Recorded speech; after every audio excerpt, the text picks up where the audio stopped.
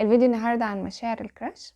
خلونا ناخد مع بعض مشاعره وهل هيعترف ولا لأ، ونعرف شوية تفاصيل كده عنه ونفهم شخصيته أكتر. معانا مجموعتين، المجموعة الأولى اللون البامبا، المجموعة التانية اللون الأسود. هسيب لكم الحروف في صندوق الوصف، هسيبكم ثواني تختاروا ونبدأ على طول. تمام، نبدأ بالمجموعة الأولى اللي اختارت اللون البامبا. أول حاجة هناخدها هي مشاعر الكراش اللي انت بتسأل عنه، مشاعره تجاهك بشكل عام، وبعدين نشوف مشاعره بقى بشكل خاص. ولو طلع في مشاعر رومانسية تجاهك، ساعتها هناخد كارت هل هيعترف ولا لا. تمام،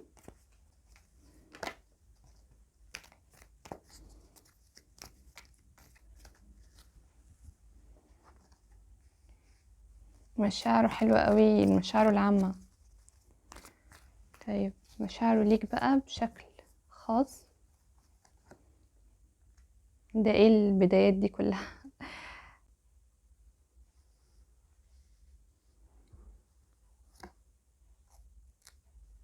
ما شاء الله قرايتكم سهلة قوي. طيب اول حاجة الطاقة بتاعتك ده انت قوة جبارة. انت على فكرة روحاني قوي قوي، روحاني. ممكن كمان تكون قارئ للتاروت محترف كمان. انت حدثك عالي جدا، حكيم، شخص حكيم جدا، شخص روحاني زي ما قلت لك، شخص بتهتم جدا بالعلوم اللي هي ما وراء الطبيعة. ممكن كمان تكون بتدرس يعني تعليمك عالي قوي، ممكن تكون بتحضر دكتوراه مثلا. يعني انت دراستك عالية قوي، يعني ممكن جدا لبعضكم هيبقى دراسته متفوق جدا في التعليم، والفئة التانية ممكن تكون روحاني جدا، وممكن تكون الاتنين مع بعض. انت عندك اصرار رهيب، عندك اصرار رهيب، انت مش من النوع اللي بتيأس ابدا. في حاجة انت مصر عليها رغم ان انت تعبت فيها جدا، يعني حاجة انت تعبت فيها جدا، حاجة انت ممكن تكون اتخذلت فيها كمان، اتعرضت فيها مثلا لحاجات خلتك ما يبقاش عندك ثقة بسهولة، الا انك ما زلت مصر. هل بقى انت مصر عليها هي شخصيا، ولا مصر على انك تاخد حقك منها؟ ده يرجع لك انت، بس في حاجة انت مصر عليها، وفي حاجة برضو انت تعبت فيها قوي. بس يعني ده بالنسبة للطاقة بتاعتك. لو انطبقت عليك كمل قراية، لو ما انطبقتش عليك اسمع القراية التانية، وما تنساش تشترك في القناة وتضغط لايك. طيب خلونا بقى نشوف مع بعض مشاعره العامة اتجاهك. مشاعره العامة اتجاهك حلوة قوي. الشخص ده حاسس اتجاهك بص، هو حاسس يعني ايه، مشاعره العامة اتجاهك غريبة شوية، من ناحية ان هو حاسس ان انت فرصة حلوة، بس فرصة حلوة كاستقرار. فده ممكن نفسره على انه مثلا شايفك زوج مناسب، او الزوج المناسب، او الزوج اللي هو ايه، اللقطة، زوج اللقطة مثلا. ممكن تكون انت، لو انت بنت مثلا، شايفك ان انت ست مناسبة جدا مثلا، على مستوى التعليم، على مستوى الدماغ، على مستوى ممكن تكون انت غنية مثلا.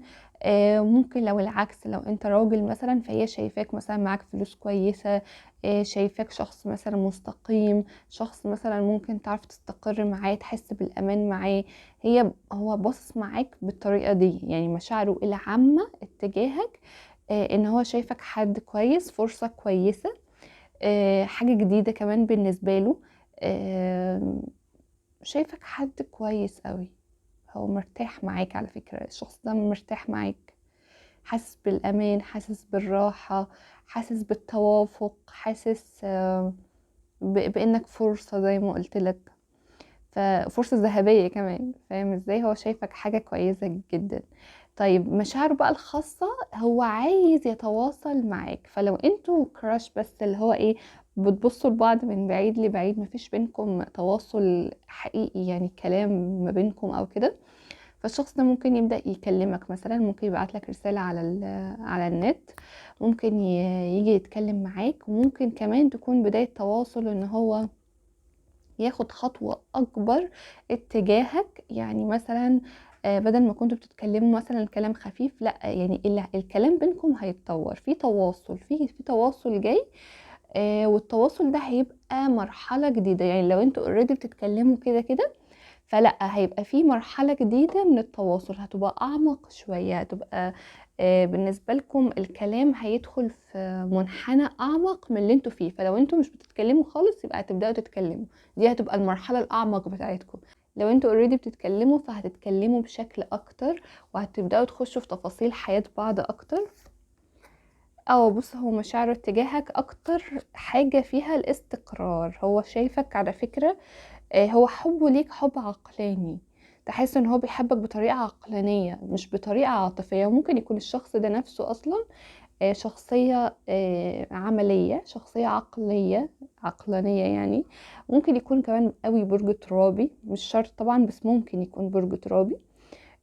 هو شايفك بطريقة عملية قوي، شايفك ان انت حد حلو وحد مناسب وحد هو مقتنع بيه. ولو انت بنت وهو ولد فبرافو، لان الراجل لما بيحب بعقله معناها ان هو فرصة انه يبقى عايز يرتبط بيكي ويحافظ عليكي اعلى بكتير.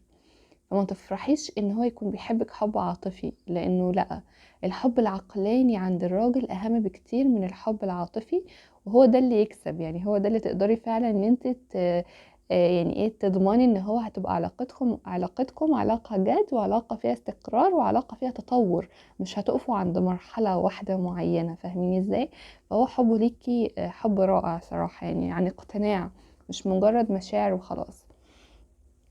الغريب بقى ان هو حتة الاعتراف هو متردد فيها شوية. متردد لانه ممكن يكون لسه ما قررش ان هو بالظبط، يعني عايز ياخد وقت تدرسوا فيه بعض اكتر، عايز يبقى لسه في تواصل شوية اكتر، تفهموا بعض اكتر، تقربوا من بعض اكتر. هو المتردد مش حاسم امره في موضوع ان انتوا تتقابلوا، ان انتوا قصدي ان هو يعترف لك او ما يعترفلكش. ولكن هو خطوته القادمة ان هو يزود التواصل ما بينكم والقرب ما بينكم. دي اكتر حاجة هو مركز عليها الفترة دي، او هي دي ان شاء الله خطواته القادمة. فان شاء الله خير بإذن الله، وهي مسألة وقت بس. وبس، شكرا جدا يا مجموعة رقم 1، اشكركم جدا. ما تنسوش تشتركوا في القناة وتضغطوا لايك، تكتبوا لي تحبوا نعمل فيديوهات ايه الفترة الجاية. اشكركم جدا، مع السلامة. اهلا بيكم يا مجموعة رقم 2 اللي اختارت الحجر الاسود او اخترته بالحروف. اول حاجة هناخدها مع بعض مشاعر الشخص ده، مشاعره العامة. مشاعره العامة.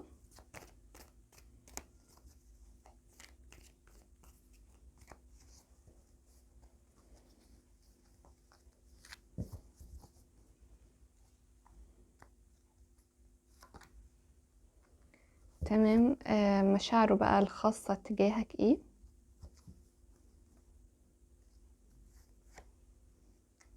يا سلام. طب هل هيعترف بقى ولا مش هيعترف؟ مم. طيب اول حاجة الطاقة بتاعتك انت ياه، ايه في ايه مالك؟ طيب انت اولا كده انت منعزل قوي عن الناس، انت قاعد لوحدك، انت منسحب عن الناس بقى، عن الشغل، عن شخص معين، عن حاجة، في حاجة انت في عزلة فيها، ومقرر ان انت عايز تقعد لوحدك مع نفسك. انت زعلان قوي قوي قوي قوي قوي لأبعد الحدود، انت متألم جدا. يا اما انت خارج من تجربة قاسية قوي وبدأت تستشفى شوية، يا اما انت لسه لحد دلوقتي متألم. وده احساسي بالاكتر، ان انت لسه متألم جدا من علاقة واضح قوي ان هي علاقة حد غدر بيك، حد خدعك، حد كسر بخاطرك، حد يعني كسرك قوي، حد حاسس ان انت خسرت خسارة كبيرة. سواء بقى الخسارة دي في شغلك او في حاجة عاطفية، بنسبة كبيرة ممكن تكون في حاجة عاطفية. كمان انت زي ما قلت لك كده، نتيجة الألم اللي انت عشته ده، انت قررت تنعزل وتنسحب وتقعد مع نفسك و... وتراجع نفسك يعني انت متألم قوي. فربنا يا رب يفك كربك بإذن الله. ده بالنسبة للطاقة بتاعتك. لو انطبقت عليك كمل قراية، لو ما انطبقتش عليك شوف المجموعة الأولى. تمام. أول حاجة مشاعره اتجاهك بشكل عام. هي مشاعره غريبة أوي بشكل عام، مع إنها بشكل خاص حلوة أوي بس بشكل عام غريبة. بُص، هو مشاعره اتجاهك غريبة من ناحية إيه بقى، أنت صعبان عليه أوي، بس مش صعبان عليه بطريقة اللي هو إيه، اللي هو مش بطريقة وِحشة، مش بطريقة وِحشة، لأ بطريقة إن هو حاسس بالعطف عليك، عايز يعطف عليك، عايز يجيب لك هدايا، عايز يخرّجك، عايز يشاركك، عايز مثلًا لو أنت تعبان، لو هو الشخص ده اللي جرحك في الطاقة بتاعتك دي، فهو عايز يصالحك أوي، عايز يعوّضك أوي، عايز يجيب لك هدايا، عايز يقول لك أنا آسف، عايز حاجات كتيرة أوي من دي، وصعبان عليه أوي، أوي، أوي الوجع اللي هو سببه لك. لو مش هو بقى اللي وجعك وأنت بحزنك ده باين عليك، يا إما هو مثلًا صديق جديد، يعني الشخص ده مثلًا مش هو اللي وجعك ولا حاجة، هو مجرد crush، بس مثلًا إيه، أنتم أصدقاء كده في البداية، فهو عارف عنك أنت قد إيه مجروح، فده برضه وجعه أوي،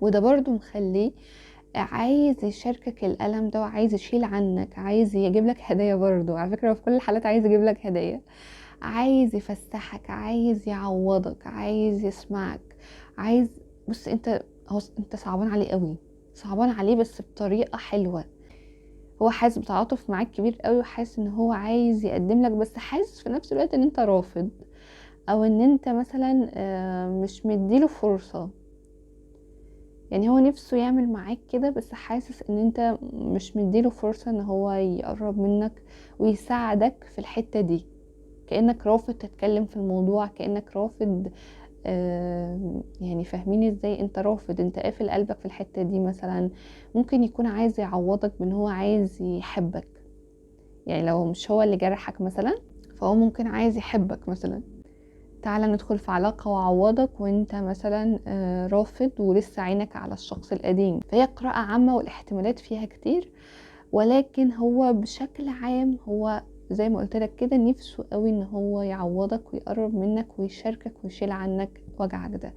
بالنسبة لمشاعره تجاهك، عايزة أقول لك إن ده من أجمل الكروت في التاروت اللي بتتكلم عن الحب وعن مشاعر الحب ومشاعر الرومانسية، فهو يعني مش محتاجة أوضّحه أصلًا، بيحبك بيحبك طبعًا بيحبك أوي، أوي، أوي كمان، ونِفْسه أوي إن هو ممكن يكون لمّح لك مثلًا كتير، بس أنت رفضت، وأنت ما رضيتش تبيّن له، ما رضيتش يعني تبيّن له إن أنت ممكن تكون معاه في علاقة أو كده، لإن هو هنا مش هيعترف دلوقتي، هو هنا رافض الاعتراف دلوقتي خالص، واخد موقف إن هو لأ، مش هاعترف، رغم الحب الكبير اللي جواه ناحيتك، بس هو من ناحية الاعتراف هو رافض إن هو يعترف، فرافض يعترف ليه على الحب الكبير ده، ده معناه إنه أنت مثلًا ممكن تكون يعني إيه، ناشف معاه، أو مثلًا